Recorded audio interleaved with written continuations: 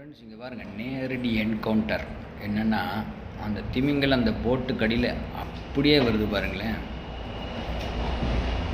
கொஞ்சம் கூட பயப்படல. அதோட தலை சைஸுக்கு தான் இருக்குது அதோட போட்டே. பாருங்கள் எவ்வளோ பக்கத்தில், வேறு லெவலாக இருக்குது பாருங்கள். சான்ஸே இல்லை.